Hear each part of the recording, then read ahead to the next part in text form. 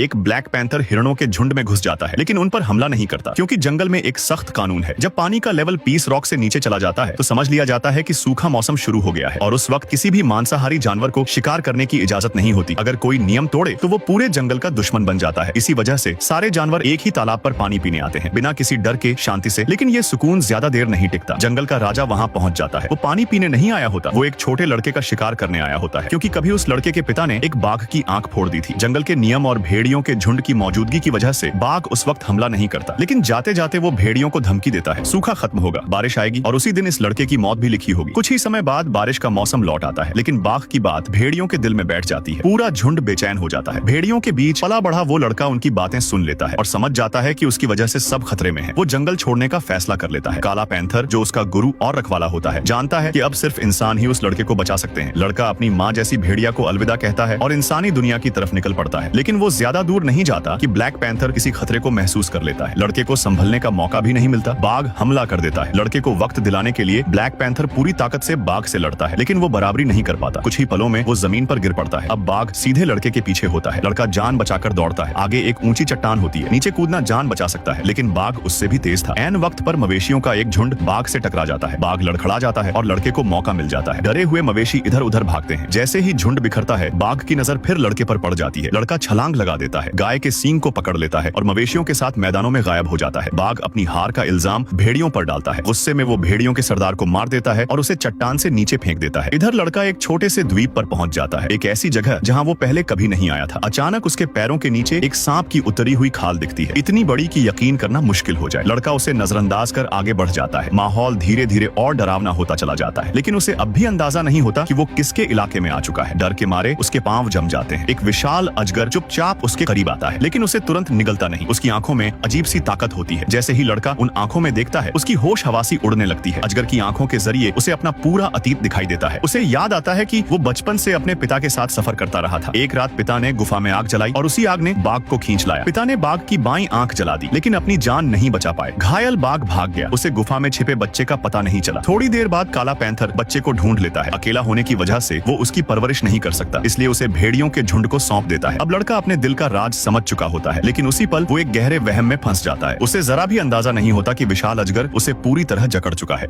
ये छोटा लड़का चट्टान पर चढ़कर मधुमक्खियों का छत्ता गिराने की कोशिश कर रहा था। थोड़ी देर में छत्ते का एक बड़ा टुकड़ा चट्टान के नीचे खड़े एक जंगली सुअर से जा टकराया। उसी वक्त पास ही मौजूद एक भूरा भालू मजे से शहद चाटने लगता है। उसने सुअर के शरीर पर लगा शहद भी नहीं छोड़ा। उस लड़के का नाम मोगली था। कुछ समय पहले भूरे भालू ने उसे सांप के मुंह से बचाया था। उसी एहसान के बदले मोगली ने ढेर सारा शहद इकट्ठा करना शुरू किया और अपने शहद निकालने के तरीकों को दिन ब दिन बेहतर बनाता गया। भालू के साथ बिताया हर दिन बिल्कुल सुकून भरा और बेफिक्र होता था। एक दिन मोगली और भालू एक छोटी सी नदी में खेल रहे होते हैं। मोगली भालू के पेट पर बैठा था और भालू आराम से पीठ के बल पानी में तैर रहा था। दोनों हंसते गाते हुए नदी के बहाव के साथ आगे बढ़ रहे थे कि अचानक किनारे की झाड़ियां हिलने लगी। दोनों चौकन्ने हो गए। भालू ने इशारे से मोगली को अपने पीछे छिपा लिया। धीरे धीरे पास जाकर देखा तो सामने एक काला पैंथर खड़ा था। उसने मोगली की खुशबू सूंघते सूंघते यहाँ तक उसका पीछा किया था। पैंथर ने साफ कहा कि मोगली को तुरंत इंसानों के गांव वापस जाना होगा, मगर मोगली लौटना नहीं चाहता था। वह पैंथर को अपनी गुफा तक ले गया और अपनी सारी मेहनत दिखाने लगा। उसने लताओं से रस्सियां बनाना सीख लिया था और शहद से गुफा का आधा हिस्सा भर चुका था। फिर भी पैंथर का गुस्सा कम नहीं हुआ और वह मोगली को गांव भेजने पर अड्डा रहा। भालू के बहुत समझाने पर पैंथर ने फैसला किया कि अगले दिन मोगली को वापस ले जाएगा। उसी रात मोगली ने हाथियों की दर्द भरी चिंगाड़ सुनी। आवाज का पीछा करते हुए उसने देखा कि एक हाथी का बच्चा गहरे गड्ढे में फंस गया है और बाहर नहीं निकल पा रहा। पूरा हाथी परिवार परेशान होकर चिंगाड़ रहा था। मोगली फौरन गुफा में लौटा, अपनी बनाई हुई लताओं को लाया और रात खत्म होने से पहले पहले हाथी के बच्चे को बाहर निकाल लिया। दूर खड़े भालू और पैंथर ये सब देख रहे थे। भालू को उम्मीद जगी कि शायद अब पैंथर मोगली को गांव नहीं भेजेगा, लेकिन पैंथर ने बताया कि एक खूंखार बाघ मोगली का पीछा कर रहा है और उसने उस भेड़ियों के राजा को भी मार डाला है जो उसकी हिफाजत करता था। अब मोगली का जंगल में रहना बहुत खतरनाक हो गया था, इसलिए उसे गांव वापस भेजना तय था। पैंथर ने भालू से कहा कि मोगली को समझाए ताकि वह बिना किसी पछतावे के चला जाए। भारी मन से भालू ने मोगली से झूठ कहा कि वे कभी दोस्त नहीं थे और उन्होंने उसे सिर्फ शहद इकट्ठा करने के लिए इस्तेमाल किया। ये सुनकर मोगली का दिल टूट गया। वह अकेला रहने के लिए एक पेड़ के तने पर चढ़ गया। तभी एक शरारती बंदर आ गया और मोगली उसे भगाने की कोशिश करने लगा। उसी पल ऊपर से काले पंजों की एक जोड़ी आई और उसे जकड़ लिया।